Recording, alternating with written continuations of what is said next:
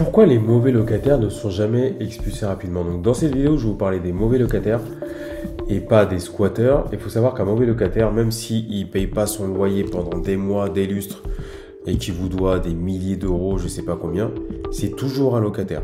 Et oui, c'est la France. Donc sans cette vidéo, on va essayer de voir pourquoi ils ne payent pas, comment les dégager, et quelles sont les solutions à faire pour que ça n'arrive plus. Ok, donc si tu ne me connais pas, moi je suis Willem, donc je parle de tout ce qui est immobilier, entrepreneuriat, et je fais aussi des petits tutos de temps en temps. N'hésite pas à t'abonner, à partager, si tu veux suivre ce type de vidéo et du concret, qui m'est arrivé malheureusement, que du concret, toi, prends ton petit thé ou ton café, tes gâteaux, et puis prends des notes, et puis on est parti pour la vidéo. On va commencer par le début et se demander pourquoi un locataire est roi. Il faut savoir qu'un locataire, qu'il paye ou pas, à partir du moment où il a signé un bail, il est chez lui, jusqu'à ce qu'il soit viré manu militari s'il ne veut pas partir.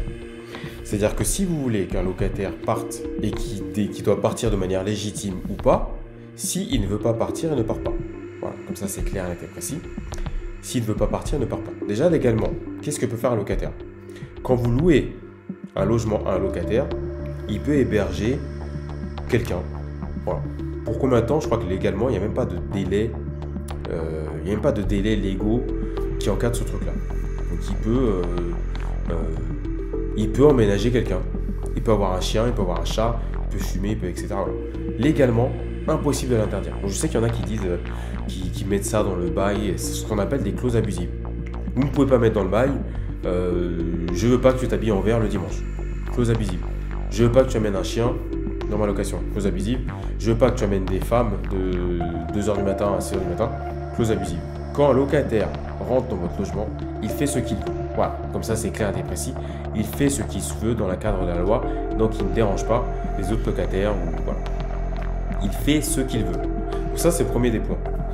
Maintenant, légalement, s'il doit partir, il est en infraction. Néanmoins, impossible de le dégager, de le virer, ou dites ce que vous voulez, s'il ne veut pas partir.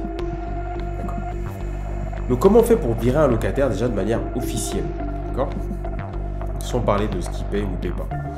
Pour virer un locataire de manière officielle, donc si vous êtes en meublé il y a un mois, ou en zone tendue un mois, en nu c'est 3 mois. Ok? Donc lui s'il veut partir, le locataire, il a 1 mois de préavis ou 3 mois de préavis. Vous, si vous voulez virer un locataire, vous devez avoir une raison valable. Et vous pouvez le virer à échéance de son bail. Si je signe un locataire pour 3 ans et que je veux le dégager, je peux le dégager à échéance de son bail. Donc moi, je suis engagé, mais le locataire se désengage au bout d'1 mois et 3 mois. Je ne peux pas prendre un locataire et dire tu t'en vas, dans 1 semaine, tu te barres. Non. Il y a les échéances parce que vous vendez ou parce que vous voulez faire des travaux lourds, parce que vous voulez mettre quelqu'un à votre famille. Ok, vous pouvez récupérer votre logement pour une raison valable et à l'issue du bail. Je ne peux pas virer quelqu'un tant que je ne suis pas à l'issue du bail. Donc si j'ai signé un bail de 3 ans et que je viens de prendre quelqu'un au bout d'1 jour, je ne peux pas le virer à l'issue du bail. Ok. Maintenant, si le locataire ne paye pas, pour le virer, donc le locataire ne paye pas son loyer, etc. Est-ce que c'est une clause qui permet d'arrêter le bail en fonction du bail que vous avez signé? Oui. Donc il me semble que c'est la clause résolutoire. Je vous mettrai ça au montage. Je pense que ça s'appelle comme ça. Bref, il y a une clause qui dit que, ça c'est pas une clause abusive, s'il ne respecte pas les termes du bail parce qu'il n'a pas payé son loyer ou autre, vous pouvez le dégager, donc vous pouvez récupérer votre logement plus vite que ce que je vous ai dit au départ par rapport à l'échéance du bail. Entre parenthèses, cette loi est dingue, j'ai toujours trouvé ça dingue et j'ai vérifié des milliards de fois. Le fait que si je veux récupérer mon logement, je dois attendre l'issue du bail. Je ne sais pas pourquoi. Le locataire peut s'en aller vite et moi, pour récupérer mon logement, je ne peux pas le faire vite. Enfin, ou en tout cas avec un délai raisonnable. Pas pendant 3 ans ou je ne sais pas quoi. Bref, fin de la parenthèse. Donc si votre locataire ne respecte pas les clauses, les clauses du bail par rapport à la clause résolutoire, donc s'il y a des choses qu'il ne respecte pas par rapport au bail, vous pouvez le virer plus vite que ce que je vous ai dit là par rapport à la fin du bail. Donc il y a plusieurs types de cas. Donc il y a le locataire qui ne paye plus du tout, il ne s'est pas plus payé du jour au lendemain. Il y a le locataire qui paye en partie, parce qu'il connaît les lois, parce que quand il paye un petit peu, ça bloque tout. Et il y a le locataire qui paye de temps en temps. Premier élément, et ça je suis désolé de vous décevoir, vous ne pouvez pas identifier d'avance un mauvais payeur. Et déjà, c'est pas une question d'argent. J'ai eu des gens qui gagnaient très très peu, je n'ai eu aucun problème. Ceux qui m'ont fait des impayés, il y en a eu deux. Il y a une personne qui gagnait 5 000 € et l'autre qui gagnait 2 500 €. Ceux qui ont eu des impayés, c'était les plus riches de tous mes locataires. Voilà, donc ça pour poser le cadre, comme ça c'est clair et précis. Donc vous ne pouvez pas avoir la logique de il gagne pas beaucoup, il ne paiera pas son loyer, il gagne beaucoup, il paiera forcément son loyer. C'est faux. J'ai même envie de dire que quelqu'un qui gagne beaucoup, qui gère pas bien son argent, le loyer c'est pas sa priorité. Donc c'est même un peu plus risqué. Quelqu'un qui gagne un peu trop par rapport au logement qu'il vous prend, par exemple votre logement coûte 600 € et le mec gagne 6 000 €, c'est même limite suspect. C'est même limite suspect. Il va dire ouais 600 € c'est rien. Voilà, pour moi c'est suspect. S'il gagne trop, c'est même suspect. Donc déjà, identifier quelqu'un qui va mal payer, c'est hyper compliqué. Après vous pouvez demander les quittances de l'ancien propriétaire, etc. pour savoir si le 12 derniers mois il a déjà payé son loyer. Mais malheureusement, un mauvais payeur peut être un mauvais payeur du jour au lendemain et péter un peu. Donc là je vais prendre un exemple, un exemple que j'ai pris en témoignage. Je vais vous lire l'exemple. Je vais peut-être vous le mettre à l'écran. Je vais vous mettre à l'écran en même temps, d'accord? Prenons l'exemple de Sophie, propriétaire d'un petit appartement qu'elle louait pour compléter sa retraite. Son locataire a arrêté de payer après 6 mois. Résultat, elle a mis 3 ans à récupérer son logement. Et bien sûr, celle-ci était dans un état lamentable. Celui-ci, pardon. 3 ans pendant lesquels elle a dû continuer à assumer ses charges. Tout ça pourquoi? Rien. Absolument rien. Aucun dédommagement, aucune aide. Elle a dû se débrouiller seule face à un locataire intouchable. Et ça, ce n'est pas un cas isolé. Des centaines, voire des milliers de propriétaires sont dans cette situation, abandonnés par un système qui préfère protéger les locataires mauvais payeurs que ceux qui investissent leur argent durement gagné. Donc, comme vous l'avez lu, et on a tous entendu des histoires comme ça, non seulement le locataire ne paye pas son loyer pendant des années, vous devez payer un huissier 800 € et après des milliers d'euros pour le traîner en justice. Quand vous arrivez à récupérer le logement, il dégrade tout, il défonce tout, il est plus solvable, il ne va jamais rembourser les arriérés, ou si il rembourse, donc j'ai un ami qui a réussi à se faire rembourser, je crois que c'est à hauteur de 50 € par mois, donc 15 000 €, je vous laisse faire les calculs, les matheux, combien d'années il va mettre pour rembourser 15 000 € à hauteur de 50 € par mois. Les dommages, vous pouvez vous les mettre dans ce que vous pensez, ce que vous savez. Le mental, il est à la poubelle. Et pendant ce temps, pendant les 3 ans, bien entendu, la banque ne vous fait pas de cadeau. La banque s'en tape que vous avez des problèmes, des machins. Il faut rembourser. Comme si elle était à ça près. Bref. Donc, vous voyez ce cas-là, c'est de la folie. En fait, c'est de la folie. On a l'impression que l'État protège les locataires. On a vraiment l'impression qu'il les protège. Avec ces histoires de 48 heures pour les virer, c'est n'importe quoi. Donc ça, j'ai confondu, c'est les squatteurs. Mais bon, bref, vous aurez compris l'idée. Trêve hivernale. En fait, il y a un truc que je comprends pas. C'est-à-dire que la France se met dans un postulat. Les propriétaires sont milliardaires, millionnaires. Donc s'il n'y a pas de loyer qui rentre, aucun impact. Un locataire, c'est forcément quelqu'un qui n'a pas de thunes. Au passage, il y a des locataires qui sont plus riches que leurs propres propriétaires. Ça existe. Un locataire, c'est quelqu'un qui n'a pas de thunes et on ne peut pas le mettre dehors parce qu'il ne pourra jamais se retourner. Est-ce que vous vous rendez compte que si le gars et l'avocat est bon, il peut... Je vais vous mettre la trêve hivernale, je ne sais plus c'est quoi les dates. Il peut rester dans le logement de octobre-novembre jusqu'à mars. Et pendant ce temps, s'il ne paye pas son loyer, vous le mettez dans ce que vous savez. Sachant qu'il y a les fêtes de Noël et vous n'avez plus de thunes entre temps, etc., etc. Donc on est dans un système de fou. C'est-à-dire qu'on ne peut pas virer un locataire. Donc on ne peut pas virer un squatter. Donc je reviens sur les squatters entre parenthèses. On ne peut pas virer un squatter, il faut 48 heures. On ne peut pas virer le locataire, il faut le traîner en justice. La trêve hivernale arrive, on perd encore du temps. Et quand on arrive à le virer, tout ce qu'il n'a pas payé, c'est mort. Ou si on le fait payer, c'est à hauteur de 50 € par mois pendant des années. Et tout ce qu'on a eu comme mental, les banques et compagnie, parce que ça nous a peut-être endettés, et nous, basta. Donc ces aberrations de trêve hivernale, 48 heures, machin, c'est quoi ce délire? Le locataire qu'on ne peut pas virer, je vous le dis, le locataire est roi. Il y a même un terme qui m'a amusé, violation de domicile. Si votre locataire ne veut pas que vous alliez chez lui, et que vous allez chez lui pour faire des travaux, parce qu'à un moment donné, il ne vous calcule pas, il ne vous répond pas, à un moment donné, il faut bien faire des travaux, ou il faut bien récupérer le logement, il ne vous paye pas pendant des années. C'est une violation de domicile, c'est une infraction. Est-ce que vous vous rendez compte du mot, comment il est fort? Donc on sent tout ce que c'est, du VOIL.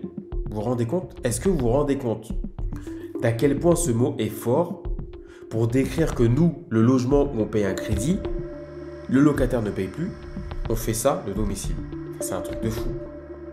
Donc en fait, toutes les lois sont faites pour protéger le locataire. Parce que le locataire est considéré par la France pour quelqu'un qui est faible, qui n'a pas de thunes, et le propriétaire est riche et millionnaire. Donc si vous êtes riche et millionnaire, c'est pas un crédit qui va vous tuer. Et les tribunaux, c'est un parcours du combattant. Dites-vous que si vous allez au tribunal, il faut compter entre 18 mois et 3 ans. L'huissier, tout ça pour constater, c'est 500 balles. Pour le traîner en justice, c'est des milliers d'euros. C'est un enfer. Donc ça dure entre 18 mois et 3 ans. C'est hyper long. C'est un parcours du combattant. Entre-temps, je ne vous parle pas de tous les coûts qu'il faut payer. Il faut toujours payer la taxe foncière. Il faut payer les éventuels travaux. Il faut payer la banque. Il faut payer l'assurance de prêt. Il faut payer la PNO. Il faut toujours payer tout ça. Entre-temps, le locataire ne paye pas, mais nous, on a toujours des coûts. La PNO, l'assurance de prêt, je sais pas quoi, ils s'en foutent de nos problématiques. Il faut payer les créanciers. D'accord? Et ça, c'est une véritable problématique. Donc déjà, on va essayer de mettre les choses en place avant d'arriver à des extrêmes. Si bien sûr vous arrivez à des extrêmes, c'est compliqué. Mais on va essayer de mettre les choses en place pour pas que ça arrive ou comment faire pour virer le locataire.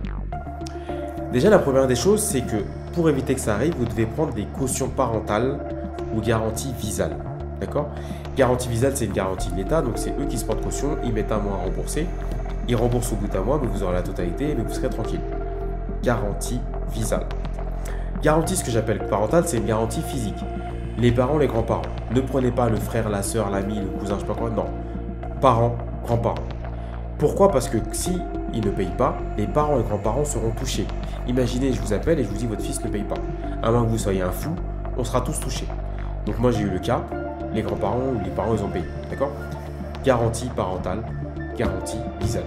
Ensuite, le locataire ne paye pas pendant un moment. Et là, vous allez envoyer des mises en demeure, des recommandés. Vous allez le harceler de documents. Vous allez demander à votre assistance juridique parce qu'il y a des démarches administratives qui sont gratuites avant d'arriver jusqu'au bout. Donc là, vous allez le harceler de courriers, de documents. Vous allez essayer de le rencontrer physiquement sans l'harceler, l'insulter, etc. Voilà. Être dans son esprit, lui faire peur, l'embêter jusqu'au bout du bout du bout. Quand je dis lui faire peur, c'est pas le menacer physiquement. C'est être chiant, être sur ses pattes, être sur ses côtes. Voilà. Tout le temps, tout le temps, tout le temps, tout le temps, sans arriver au moment du harcèlement, sans être traité d'harceleur. D'accord? Il y a des gens, ça peut marcher. Quand ils voient des termes judiciaires, etc., des instances juridiques, des courriers, des instances juridiques, ça peut marcher. Donc ça peut être un premier niveau de peur et qui fait que ça peut commencer à fonctionner. Donc n'hésitez pas à faire ça, à faire ça, à faire ça, à faire ça. Ensuite, vous pouvez essayer de négocier, donc lui donner un billet pour qu'il parte. Des fois, ça peut fonctionner. Il y a des locataires, en fait, vous leur donnez un gros billet et croyez-moi, ça va coûter beaucoup moins cher que tous les trucs judiciaires. Donc, quand je dis un gros billet, c'est par exemple 500 000 balles. Vous lui dites, écoutez, je vous donne 500 000 balles, c'est déjà une somme d'un coup. Le gars, il va se dire, ok, je ne paye pas mon loyer depuis un certain temps. Je prends mes 500 balles, mes 1000 balles, je me casse. Donc, essayez de négocier avec lui, d'accord? Essayez de négocier avec lui, essayez de faire un deal pour essayer de le faire partir. Donc c'est toujours mieux d'aller dans les trucs judiciaires, etc. C'est toujours plus efficace et ça va permettre de limiter la casse dans les démarches. Parce que quand vous partez dans les démarches, honnêtement, c'est très très compliqué. Je vous invite aussi à aller dans la description où j'ai des formations, des tutos, etc. gratuitement, donc n'hésitez pas à vous inscrire dans la newsletter.